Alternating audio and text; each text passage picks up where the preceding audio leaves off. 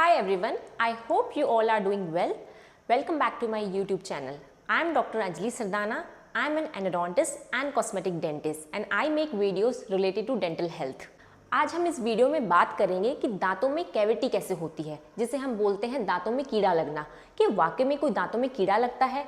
पर वीडियो को स्टार्ट करने से पहले जो लोग इस चैनल पे नए हैं, इस चैनल को सब्सक्राइब करें और नीचे दिए बेल बटन के आइकन को प्रेस करें, जिससे कि आपको न्यू वीडियोज़ के अपडेट्स मिलते रहें। हमारी ओरल कैविटी में बहुत सारे बैक्टीरियाज होते हैं। कुछ बैक्टीरियाज गुड होते हैं, कुछ बैड बैक्टीरियाज होते हैं। अगर हम अपनी ओरल कैविटी की या दांतों की साफ़ सफाई नहीं रखते हैं तो इन बैड बैक्टीरियाज का नंबर इंक्रीज़ हो जाता है। जब भी साफ़ सफाई नहीं रखते हैं, जो फूड पार्टिकल्स हमारे दांतों के अराउंड डिपॉजिट होते हैं, वो बैड बैक्टीरिया उन फूड पार्टिकल्स को एसिड में कन्वर्ट कर देते हैं और चारों तरफ दांतों के अराउंड एक एसिडिक लेयर बन जाती है। हमारा जो टूथ स्ट्रक्चर होता है वो 3 मेन लेयर से बना होता है। सबसे बाहर वाली लेयर होती है इनैमल, जो बेसिक इन नेचर होती है। उसके बाद अंदर की लेयर होती है डेंटिन और उसके अंदर की लेयर होती है पल्प, जिसे हम दांतों की नसें भी बोलते हैं। जैसे कैविटी प्रोग्रेस करती है इनैमल से लेके पल्प तक, वैसे वैसे पेशेंट को सिम्टम्स आने शुरू हो जाते हैं, जैसे ठंडा गर्म लगना या दांतों में पेन होना। जैसे ही कैविटी पल्प तक पहुँचती है, जो हम दांतों की नसें बोलते हैं, तब पेशेंट को एक्सट्रीम पेन फील होना स्टार्ट हो जाता है। जो हमारी इनैमल लेयर है वो बेसिक इन नेचर होती है। अगर हम अपने दांतों की साफ़ सफाई नहीं रखते हैं, उसके अराउंड फूड पार्टिकल्स डिपॉजिट हैं, तो जो बैड बैक्टीरिया हैं उन फूड पार्टिकल्स को एसिड में कन्वर्ट करते हैं, जैसा कि मैंने पहले बताया। और वो एसिड बेसिक नेचर की इनैमल से रिएक्ट करते हैं। एक एसिड बेस रिएक्शन होती है, जिसकी वजह से टूथ का डीमिनरलाइजेशन स्टार्ट हो जाता है। डीमिनरलाइजेशन होता है टूथ स्ट्रक्चर का डिसॉल्व होना, दांतों का भुनना स्टार्ट हो जाता है। जो भी हमारे दांतों में ब्लैक या ब्राउन डिस्कलरेशन हमें दिखती है, उसे हम कैविटी बोलते हैं। कई बार ये डीमिनरलाइजेशन प्रोसेस इतना ज़्यादा बढ़ जाता है कि पूरा टूथ ब्लैक पड़ जाता है, जिसकी वजह से टूथ स्ट्रक्चर ऑलमोस्ट डिसॉल्व हो जाता है और वहाँ पे एक बड़ी कैविटी बन जाती है। इसे हम डेंटल कैविटी बोलते हैं, जैसे आम लैंग्वेज में लोग अपनी कीड़ा बोलते हैं कि दांतों में कीड़ा लग गया है। अब इस डेंटल कैविटी से बचने के क्या उपाय हैं? नंबर 1, आपको टाइम टू टाइम अपना डेंटल चेकअप करवाना चाहिए, क्योंकि बहुत बार ऐसा होता है कि आपका खाना 2 दांतों के बीच में फंसता है, वहाँ पर कैविटी बननी स्टार्ट हो जाती है जो आपको दिखाई नहीं देती है। पेशेंट डेंटिस्ट के पास तभी विजिट करता है जब उसको मेजर सिम्टम्स आने शुरू हो जाते हैं, जैसे कि ठंडा गर्म लगना या पेन होना, तभी वो डेंटिस्ट के पास विजिट करता है।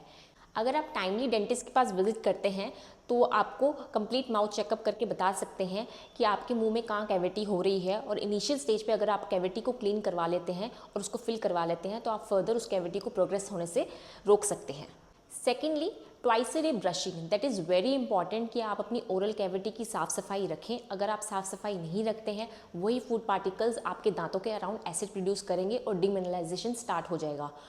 और दूसरा, ब्रशिंग टेक्निक बहुत इंपॉर्टेंट है कि आप किस तरह से ब्रश कर रहे हैं। मैंने प्रॉपर ब्रशिंग टेक्निक पे एक फुल वीडियो बना रखा है, उसका लिंक मैं डिस्क्रिप्शन बॉक्स में दे दूंगी, चाहे तो आप वो वीडियो वहाँ से देख सकते हैं।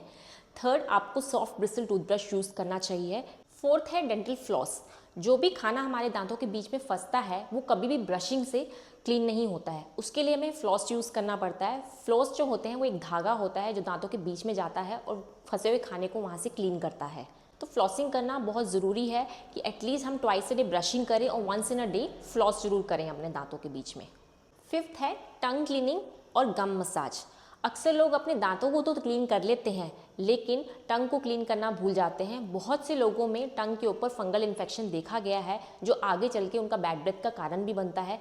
तो बहुत ज़रूरी है कि अपने दांतों के साथ साथ आप अपनी टंग की भी क्लीनिंग करें और गम्स की भी मसाज किया करें। सिक्स्थ है, आप एवरी मील के बाद अपना माउथ जरूर रिंस करें वाटर से, जिससे कि जो भी फूड पार्टिकल्स आपके दांतों के अराउंड फंसे हुए हैं वो क्लीन हो जाएं।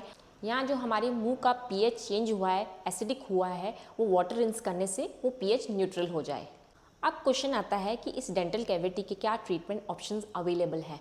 ट्रीटमेंट डिपेंड करता है कि डेंटल कैविटी किस स्टेज तक प्रोग्रेस की है। जैसे कि मैंने बताया, अगर कैविटी इनैमल तक है, आपको ब्राउन या ब्लैकिश डिस्कलरेशन दिख रहा है और वो सिर्फ इनैमल तक सीमित है, तो उसमें हम उसको क्लीन करके फिलिंग कर सकते हैं, जो कि एक सिंगल सिटिंग प्रोसीजर है और वो ट्रीटमेंट काफ़ी एक्सपेंसिव भी नहीं होता है। लेकिन बहुत बार ऐसा होता है कि अगर कैविटी इनैमल में है तो पेशेंट को कोई सिम्टम्स एक्सपीरियंस नहीं होते हैं, जिसकी वजह से पेशेंट ट्रीटमेंट को अवॉइड करता रहता है। जैसे जैसे कैविटी इनेमल से डेंटिन की तरफ प्रोग्रेस करेगी या पल्प की तरफ प्रोग्रेस करेगी, पेशेंट को सिम्टम्स आने शुरू हो जाएंगे, जैसे कि ठंडा गर्म लगना या पेन होना स्टार्ट हो जाता है। तो उसमें हमें कॉम्प्लेक्स प्रोसीजर चूज़ करने पड़ते हैं, जैसे कि पल्प कैपिंग हो गया या रूट कैनाल ट्रीटमेंट हो गया। कई बार पेशेंट क्या होता है, पेन को सबसाइड करने के लिए मेडिकेशंस लंबे समय तक लेता रहता है, लेकिन वो मेडिकेशन पेन को सबसाइड तो कर देती हैं टेम्परेली, लेकिन जो डीमिनरलाइजेशन प्रोसेस है टीथ के अंदर वो चलता रहता है। कैविटी आगे के आगे बढ़ती रहती है, जिसकी वजह से टूथ स्ट्रक्चर खत्म हो जाता है, जिसकी वजह से हमें फर्दर कॉम्प्लेक्स प्रोसीजर चूज़ करने पड़ते हैं, जैसे रूट कैनाल ट्रीटमेंट के बाद हमें पिन लगानी पड़ती है या कैपिंग करनी पड़ती है।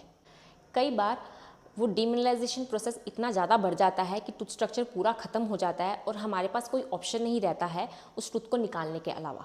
अगर आपको स्टार्टिंग में ही अपने दांतों में कोई ब्लैकिश डिस्कलरेशन दिख रही है तो आपको उसी स्टेज पे डेंटिस्ट के पास विजिट करके उसको क्लीन करवा के फिल करवा लेना चाहिए, जिससे कि आपको फर्दर पेन या मल्टीपल सिटिंग प्रोसीजर से आप बच सकते हैं। आई होप ये वीडियो देख करके आज आपका डाउट क्लियर हुआ हो कि दांतों में एक्चुअली कैविटी कैसे लगती है या उसको बचने के क्या उपाय हैं, उसके क्या ट्रीटमेंट ऑप्शंस हैं, और आपका डाउट क्लियर हुआ हो कि एक्चुअली हमारे दांतों में कोई कीड़ा नहीं होता, वो एक्चुअली एक एसिड बेस्ड रिएक्शन है जिसकी वजह से हमारे दांतों में ब्लैकिश डिस्कलरेशन स्टार्ट हो जाती है, वो एक डीमिनरलाइजेशन प्रोसेस है। आई होप ये वीडियो आपको काफ़ी इन्फॉर्मेटिव लगी हो। अगर आपको ये वीडियो अच्छी लगी प्लीज़ को लाइक शेयर ज़रूर करें और इस चैनल को सब्सक्राइब करें। Thank you.